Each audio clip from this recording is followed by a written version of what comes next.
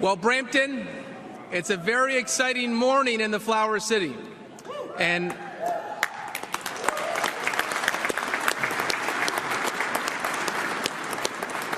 I want to thank you for joining us here today for what promises to be an exciting and important announcement for our city. I'm Patrick Brown, Mayor of the City of Brampton, and it is my great privilege to welcome you all here and introduce, of course, a great friend to the City of Brampton, former resident, actually lived in Brampton. So if anyone knows Brampton, it's someone that's lived here, has an attachment to our city, and he has shown it again and again. Ontario Premier Doug Ford.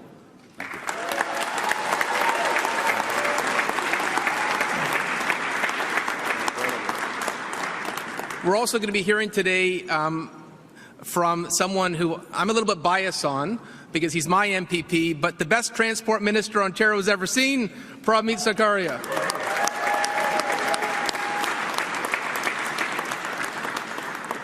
As the third largest city in Ontario and the seventh largest in the country, we are experiencing rapid and transformative growth, with more people, businesses, and opportunities choosing to call our city home.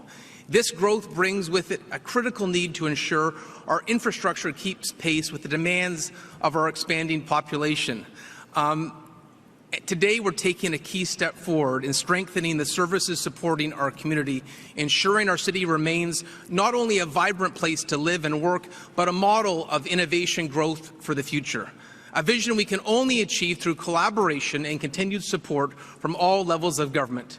Achieving this vision requires our collective efforts, working together to bring about lasting positive change.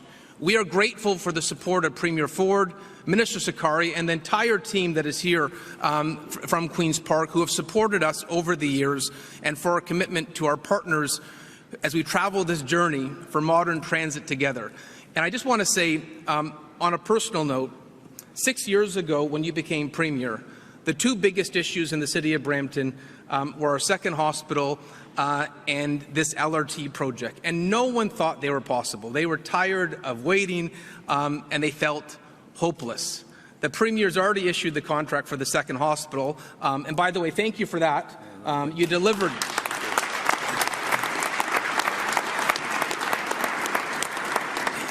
He delivered for the healthcare challenge our city is facing. But this LRT Phase 2 project was one that was such an opportunity for Brampton. 33,000 new housing units along this corridor, 17,000 jobs with this project. But it was complicated. As we know, the LRT debate was complicated. But we had a motion we put forward, unanimously supported by Council, and it was ambitious.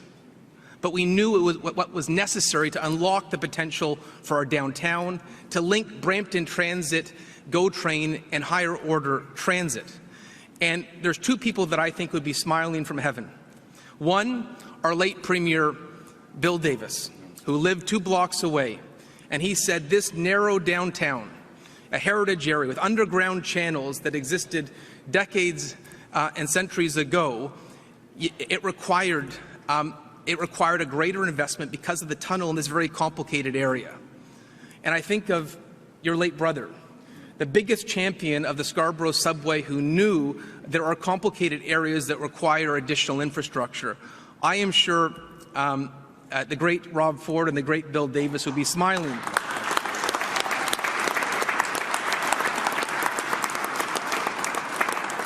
Would be smiling at this announcement today that is a game changer for the City of Brampton. And I want to acknowledge all of our council members who are here today because this has been their advocacy ask every year at AMO, advocating for this, not really thinking it was possible at times, but Deputy Mayor Harkirat Singh, Councillor Santos, Councillor Torr, Councillor Keenan, Councillor Vasante, Councillor Medeiros, Councillor Fatini, Councillor Pelesci, the Chair of our Planning Committee, Councillor Power, Councillor Brar. I want to acknowledge all our councillors. We've got a great team, Brampton, here, but I just wanted to say before we introduce the greatest transport minister in Ontario, could I just get one more applause for an incredible friend to the City of Brampton for today's announcement? Can we have a big Brampton applause for Premier Ford?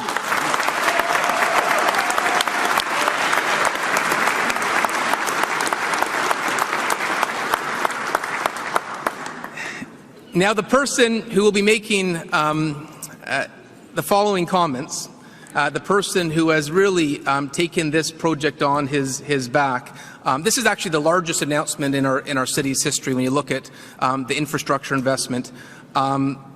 You've hit a home run for the city of Brampton. The great Prabmeet Sarkaria.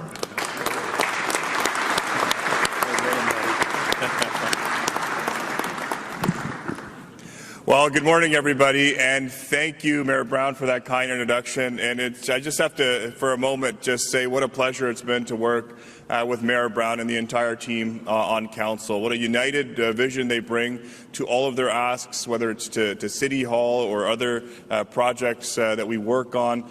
And like he said, who thought that 6 years ago that Brampton would be getting the incredible amount of investments that we are getting under the leadership of Premier Doug Ford, whether it's this exciting announcement that we're going to have here today, whether it's the new hospital, whether it's the new medical school, the first new medical school in over 100 years, the LTC homes that we're building. This is a very, very exciting day for the people of Brampton and for this city. And for far too long, Brampton was ignored by previous governments. But it took a real leader like Premier Doug Ford to appreciate and understand that. The investments that Premier Ford and our government are making will transform Brampton, not just for the next 5, 10, 15 years. These are transformational investments that will transform this city for the next 100 years. There is no premier who has delivered more for this city than Premier Doug Ford.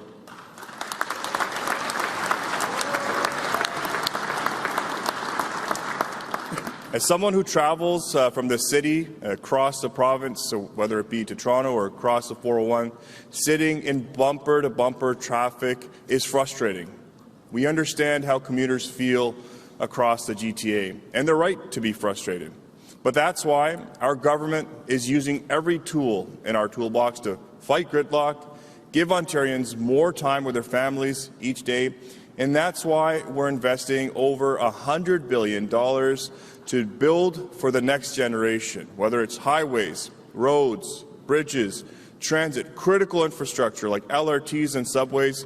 We are getting it done. And right here in Brampton, we're accelerating the construction of key projects like the 413 that will take off an hour each day for commuters. While other parties say no to building, offering no meaningful solutions in their place, it is this Premier right here who is getting shovels in the ground to support our province. We know when it comes to commuting, families, workers want options. And that is why Ontario is in the middle of the largest expansion of public transit in Canadian history, including work to deliver two-way, all-day GO service to our busiest routes across the GTHA as we bring more convenient and affordable transit options to people than ever before. And so with that said, I want to thank everybody that is here today for this very exciting announcement. Mayor Brown, your entire team at Council who worked so hard on this project, advocated at AMO, and my colleagues from Brampton who have been as a united team fighting for investments. As the Premier has delivered for the city, we are united in our fight to bring the fair share for the city, and I'm proud to stand here with the greatest Premier who in this province, this history of this province, and someone who has been a true champion for Brampton. With that, thank you very much, and over to you, Premier Ford.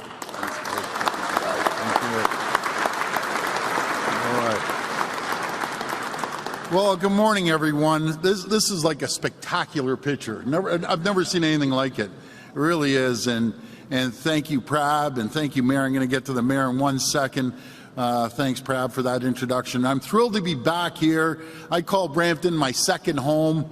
You know, when I first got married, we spent 5 years on Lisa Street, right off Clark Boulevard. It was beautiful. We loved it here. And I'm thrilled to be back here in beautiful Brampton. It's beautiful.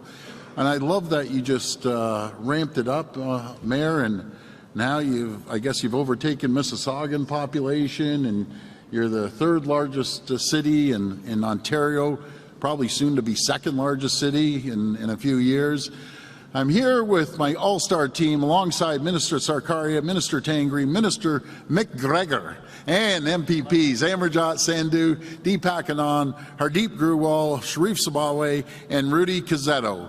But before I get started, I also want to give a big thank you to Mayor Brown. The Mayor has been a phenomenal partner. I'll tell you, the people of Brampton are blessed to have an incredible mayor.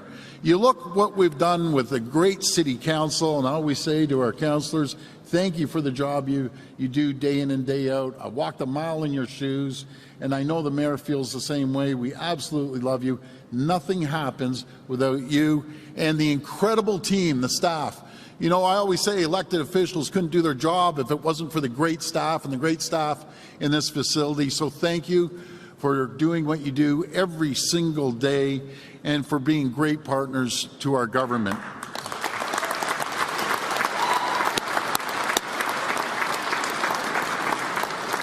You know, as the mayor was saying, Brampton is growing faster than ever before.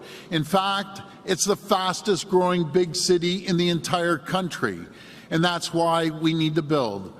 Unlike previous governments that failed to plan for growth, our government has embarked on the most ambitious plan to build in Ontario's history.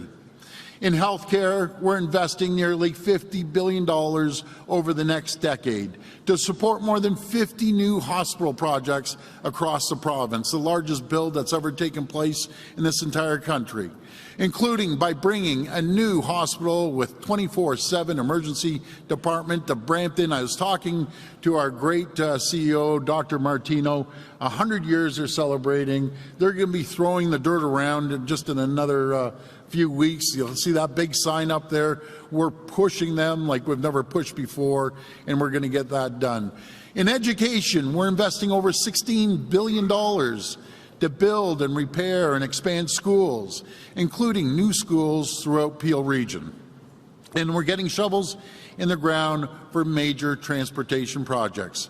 For example, we've expanded Highway 401 with 18 kilometers of new lanes between Mississauga and Milton. We're building the Bradford Bypass and Highway 413. We're also making great progress to transform public transit in the region as part of the largest transit expansion in North America. Work is going on 5 new subway projects in the GTA, including the Ontario Line, the Scarborough Subway Extension, the Yonge North Subway Extension into York Region, the Eglinton Crosstown West Extension, and the greatest one at all, and here in Peel, the Hazel McCallion Line. Thank you for the great...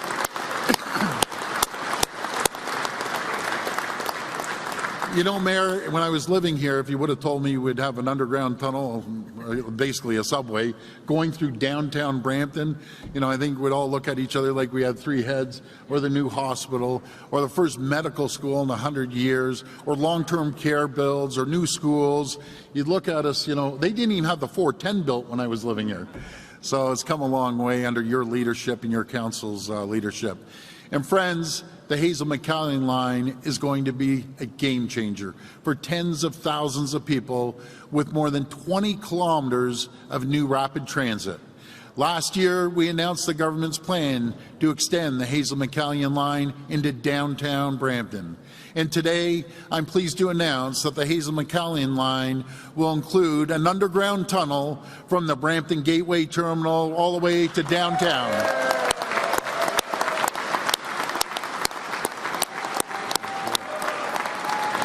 Beautiful. Oh boy. Like I'm so pumped up right now. I am. This tunnel will help reduce gridlock, improve connections to other transit options, while meeting the City of Brampton's vision for Main Street in the downtown core. Right across the region, we're making the necessary investments to reduce gridlock and travel times, to keep people and goods moving.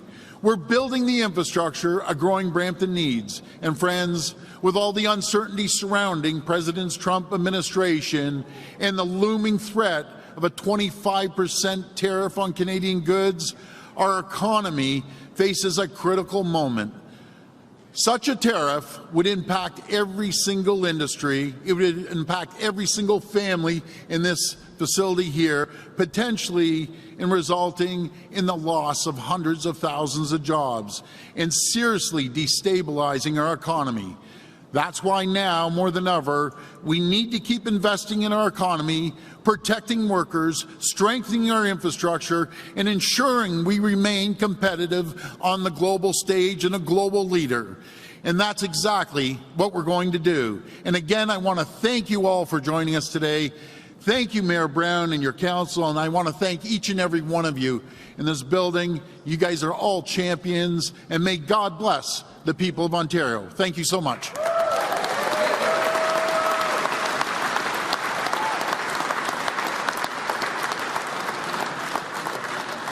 We will now open the floor for questions from the media. Please come to the mic and state your name and outlet. Just a reminder, it's one question and one follow-up. First question. This is an exciting part of the whole speech here. Definitely. Morning, Premier. Lane Harrison, CBC News. Good morning. Myself and many of my colleagues have it on good authority as of yesterday that you will be calling an election next Wednesday. I was hoping you could send us into the weekend with a little bit of certainty and tell us once and for all, will you be calling an election next Wednesday? We will be calling the election next Wednesday. I'll be seeing the Lieutenant Governor on Tuesday. We need a mandate from the people to fight against Donald Trump's tariffs, the attack he's coming against our families, our businesses, our communities. And with a strong mandate, we will be able to fight with Donald Trump to make sure we stop the tariffs and make sure that we give certainty to the people of Ontario. It may take investing tens of billions of dollars.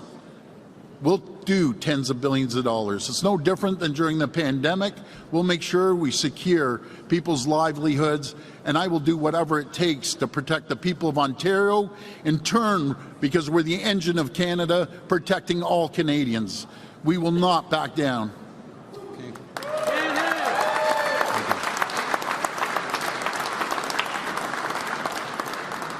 So speaking of that mandate, I mean, if you feel that you need a new mandate, do you feel like you've lost the confidence of the people of Ontario? To the contrary, to the total contrary, or Canada as well. Right now, there's a lack of leadership at the federal level. And at the federal level, we don't know who's going to be the next Prime Minister. Right now, we need strong leadership in this country. We need strong leadership in this province, and we're going to deliver that strong leadership for the people of Ontario. Hi, good morning, Premier. Sinead Dougal with the Trillium. You're entering another election not having lived up to some of the promises from the previous two election campaigns, including a 20% tax cut for middle-income earners, ending hallway health care. Why shouldn't Ontarians take you at your word when you make promises during this upcoming campaign?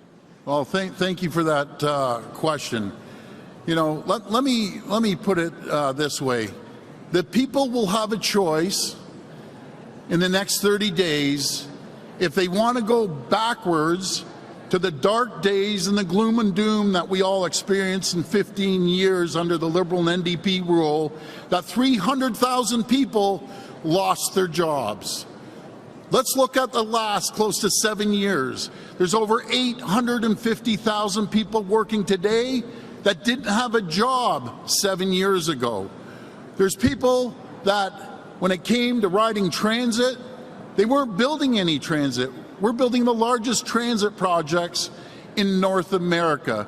We're investing more than any government in the history of this country into healthcare, increasing the health spending by over $33 billion, building new medical schools across the province, making sure that we build regular schools, adding 15,000 new doctors, registering over 100,000 new nurses, reducing the burden of taxation on over $8 billion per year to companies. We've attracted over $70 billion of investment here in Ontario over the last 4 years. We have another $70 billion of investment from companies around the world coming to invest in Ontario this year because of the people, the strength of the people. I'll put the people of Ontario against anyone in the entire world, including our American friends.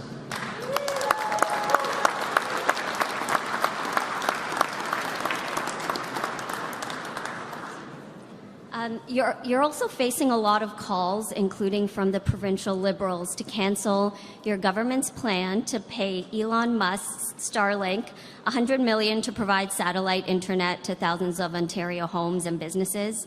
Bonnie Crombie has said that if you're serious about standing up to Trump, you would cancel this deal with Musk, who is a Trump ally. Are you planning to keep this deal if Trump does impose tariffs on Canada? Well, I find it ironic coming from Bonnie Crombie that's using Elon Musk's social media on Twitter, using it every single day, and he's making billions of dollars. We went out for a transparent bid. They came out top. They're the largest in the entire world, as everyone knows. Other companies couldn't even handle the infrastructure, but I can assure you, we'll keep an eye on that, but we need to deliver internet as we promised. Under the Liberals, they did absolutely nothing. We're making sure that every single person in Ontario is connected to the internet. You can just go up to Caledon and you don't have service. We're providing internet service to everyone across the province, including First Nations communities in the far north. We'll make sure they're connected to the rest of the world. Good morning, Premier. This is Nitin Chopra from Prime Asia TV. Premier, one side we have a crisis for in terms of the incoming tariffs. Other side, our parliament is closed, means closed. It's very shocking for the Canadians. What is your take on this? Like, why not, as an emergency case, we should run the parliament, do a debate there, and see what is best for the Canadians? And also, if you can say something about the foreign relations, because biggest markets in the world is India, China, Russia. We don't have a cordial relations with them. With Saudi Arabia, no cordial relations, and now the USA enter in the bucket. So why don't we have a foreign relations who can make all these relations fixed? Thank you. Yeah, thank you for that question. There's nothing more than I'd want a stable federal government. Right now, we don't have a stable federal government. We won't have one till the next election. I'd love to see the election being called tomorrow. But again, that's all the more reason Ontario needs a voice at the table. Folks, let me tell you how the politics works, no matter if it's this country or the U.S. You have a new federal government or an existing federal government, you need a loud voice at the table. If they're looking to do cuts or they need an investment, there's nothing that speaks louder to every government in this country, all my great premiers and their great premiers, or with the federal government, or with the Trump tariffs. You need to have a loud voice, and the only way you have that voice is having the largest mandate we could ever give to our PC party. We will protect the people of Ontario.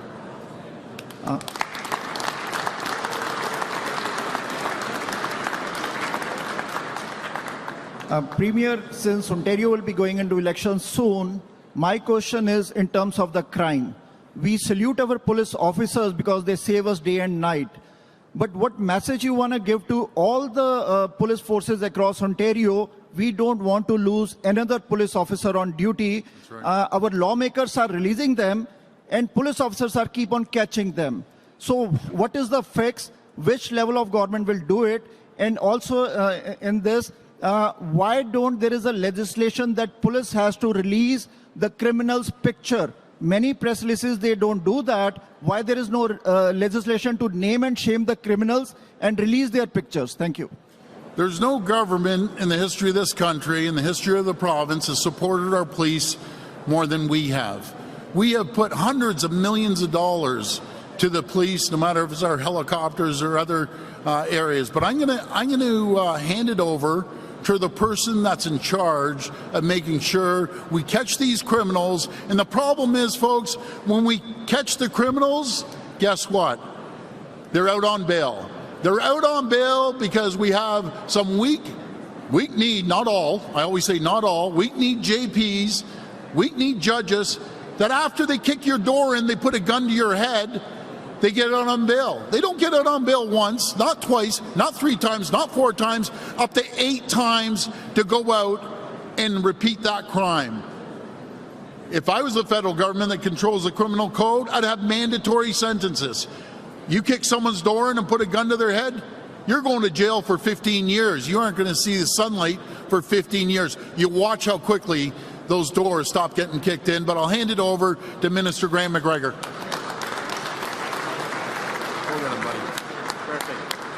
Thank you. I can't add anything better than what the Premier said, although I'll say, you know, here in Peel Region, our Peel's finest, our Peel officers took over 200 guns off the street in 2024. The danger that they face every day, these are men and women that are putting their lives on the line to protect everybody in our community. We owe them our thanks, our graciousness. Look, if you want to be a defund the police politician, Doug Ford and the PC party ain't for you. We believe in supporting the police, cracking down on criminals, holding them accountable, these scumbags accountable. Imagine you're the victim of a violent carjacking. Some scumbag with a gun knocks on the window of your car, sticks a gun to your head, says, "Give me the keys to your car." You may have kids in the vehicle. Many times they do. Police do their job. They arrest the person. You find out that they're on bail the same day. You see them at the grocery store. This is happening in courthouses across our country. It needs to stop. So we'll continue to have a loud voice, advocate for bail reform. We'll continue to support our police with investments like helicopters and getting more boots on the ground, because public safety matters here in Brampton. It matters in every community across Ontario. This is the government that delivers that. Thank you.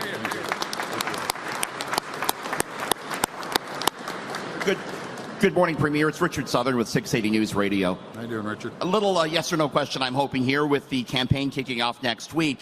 Can you commit this morning, will you commit this morning, Premier, to releasing a fully costed platform at some point during the campaign?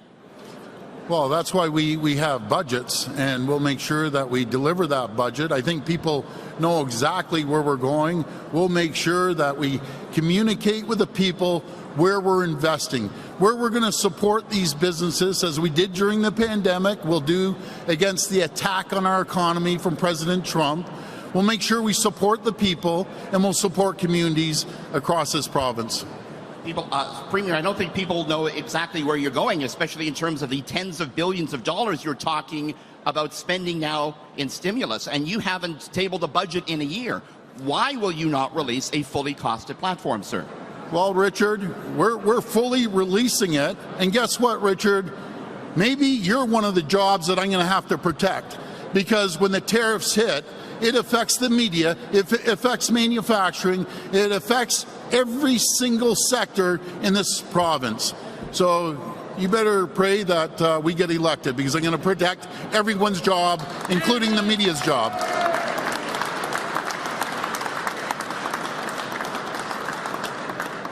Good morning, Premier Ford. Ahmed Al-Bayoumi with Polycorner. Premier, I want to put your words back to you. On September 1st, 2021, you called the federal election called by Prime Minister Justin Trudeau as, I quote, unnecessary, and you suggested that Mr. Trudeau chose to go to the polls rather than focus on the pandemic. We've seen you liken this tariff war that we're expecting to the emergency that we faced during the pandemic, that you'll need to plunge tens of billions of dollars into our economy. So, Mr. Ford, if Trudeau's snap election in 2021 was unnecessary, why is yours necessary? And if Mr. Trudeau chose to go to the polls rather than focus on the pandemic, would you agree that you've chosen to go to the polls rather than focus on the tariff war? Well, let's make it very clear. Every single day during this election, I'll still be Premier. Every single day, I'll be talking to our ministers. We'll be getting policies out there.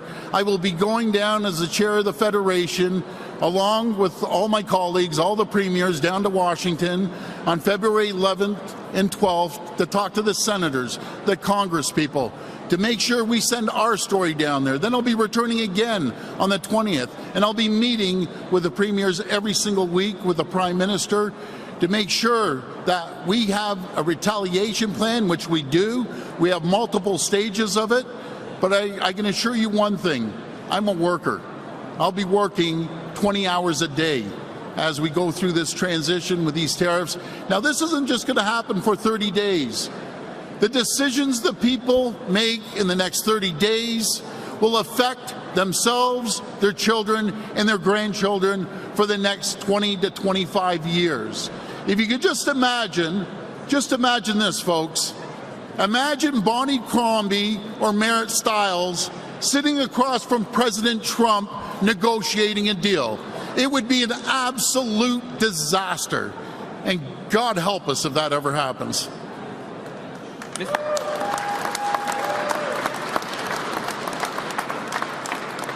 Premier Ford, I want to take you back to 1990. The Liberals stood at 50% support in the polls. David Peterson's personal popularity was at 54%. Mike Harris and Bob Rae at the time weren't considered popular alternatives. And he called an election to, and I quote, protect the province in the event of a national crisis. He denied that he was being an opportunist and trying to capitalize on polling. He then went on to lose that election, and it was the second worst defeat for a governing party. Mr. Ford, you're about to call an election. Does the ghost of Mr. Peterson scare you? Well, you know something? I love you, media. You guys are classic. But 35 years ago, he woke up and decided to call election. He wasn't facing the largest attack in the history of our country, an attack against our families, against what they do. They wake up and work every single day, attack against our businesses, attack against our communities by the strongest country in the entire world. I can tell you, folks, I talk to endless Americans, endless congresspeople, senators, governors. Not one single one of them have ever said Canada is the problem. We are in a fight of our lives. I can assure you, a fight for our livelihoods, a fight for our jobs, and a fight to make sure we have a strong voice against these tariffs, a strong voice against the new federal government or existing federal government. We need a mandate from the people. And again, I'll repeat what I said. The choice that people are going to have over the next 30 days will affect every aspect of their life and their kids' lives and their grandchildren's lives for the next 20 to 30 years. Liam Casey, the Canadian Press. Good morning, Premier. Good morning. So you just said you're able to do both jobs, Premier and campaign as leader of the PC party over the next month. Would sort of suggest that you're able to do both as well as work on your current mandate to fight the tariffs. Why do you think you need a new mandate? Because, I'll repeat myself again. You need a strong mandate. When you have a strong mandate in politics, and you have a strong mandate from the people for the next 4 years to last over the 4 years of the Trump administration, I can tell you the opposition treats you with a little more respect. Opposed to being vulnerable, always people think, okay, they're going into election. It doesn't matter if it's PC or Liberal or Conservative or whatever color stripe you are. When you have a strong mandate from the people, you get to get a lot more when you have a mandate opposed to not having a mandate. So we're asking the people of Ontario, we're asking for your vote, we're asking for a mandate. We need the largest mandate in Ontario's history to move this province forward.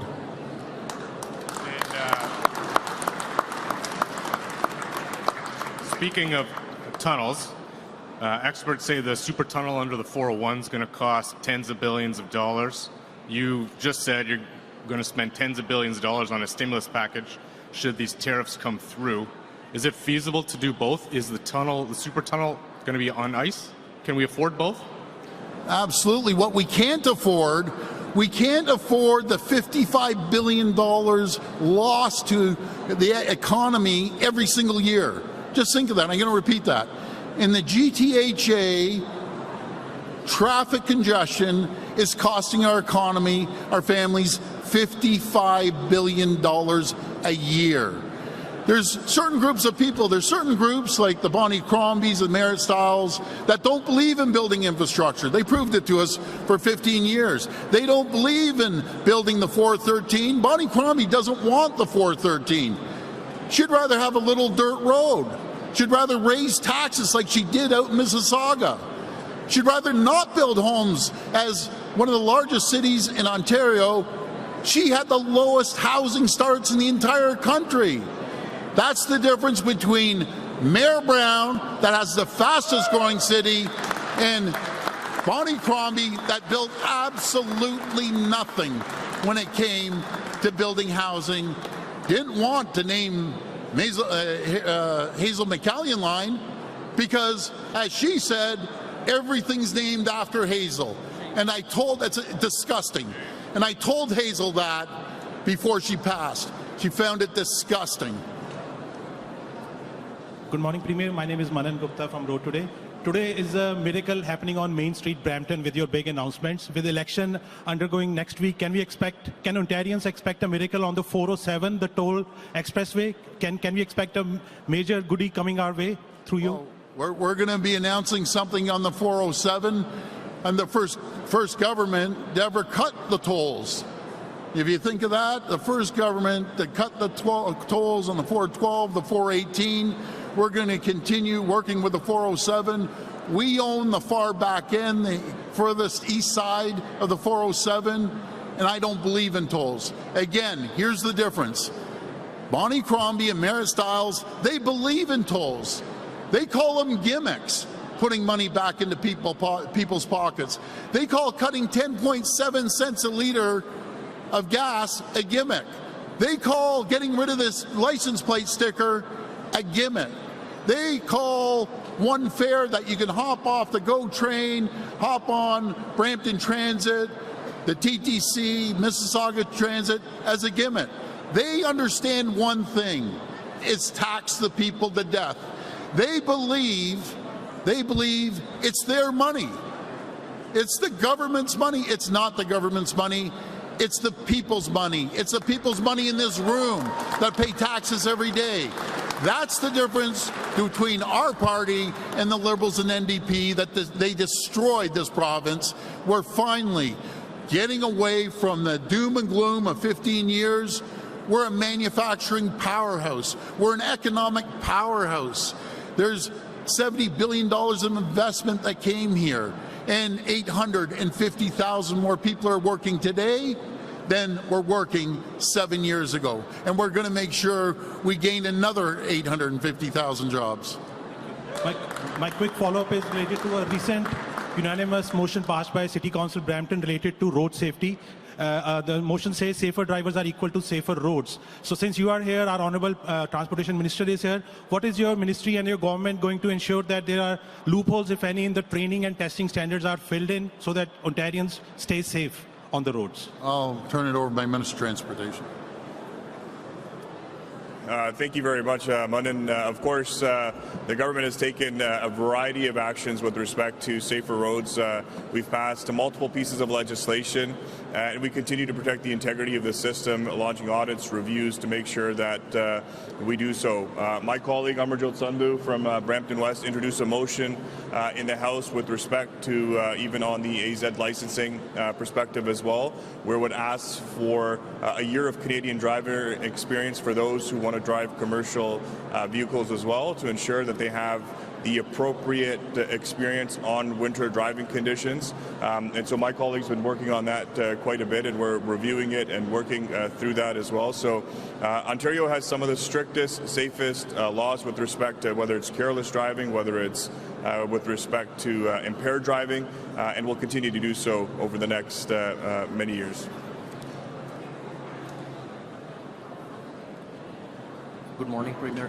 Morning. I am Mohammed Hamza from The Pointer. My question is regarding the estimated, do you have update number for the estimated cost of the LRT project? Because from May 2023, the estimated cost for the project was $2.8 billion. Yeah, we don't have an exact figure, but we will be getting that exact figure. But we know one figure if we don't build it. And that's the figure that's unacceptable. We need to build proper transit for the people of Brampton, and that's exactly what we're going to do.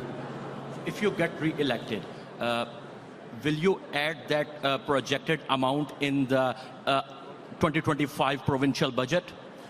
Yes, once we get the exact numbers, we'll make them public. Thank you. Thank you. Thank you. Good morning, Premier. Rob Ferguson, Toronto Star. Hey, Rob. In terms of an early election, Are you scared because polls suggest Pierre Poilievre will win the next federal election, and voters generally prefer to have different parties in power in Ottawa and at Queen's Park? No, not whatsoever. We need a mandate because of these tariffs. And when we have a strong mandate, it gives us a strong mandate to any new federal government. It doesn't matter if it's a red party, orange party, green party, or blue party. When you have a strong mandate at the table, they listen a lot more carefully, I promise you. But aren't you trying to get out ahead of a federal election because polls suggest Pierre Poilievre will win and he's planning a lot of cuts, and that will reflect badly on Conservative governments across the country? Well, my job, when we hopefully get a big mandate, it's going to be standing up to any federal government that wants to cut health care from Ontario, cut jobs from Ontario, to tax people from Ontario. Once we have a strong mandate, as I say, it's amazing how politics works, folks. Politicians listen a lot more carefully to someone that has a strong mandate for the next 4 years compared to a mandate for 6 or 8 months. This will be the last reporter. Hey, good morning, Premier Ford. It's Colin DeMello from Global News. Hi, Colin. So when the election is called, the government goes into caretaker mode. And during that time, the government is not supposed to use government resources, or your party is not supposed to use government resources for any partisan activity. So if you go down to Washington twice, how are you planning to get there? Well, we will be paying ourselves. And I'm glad you said that.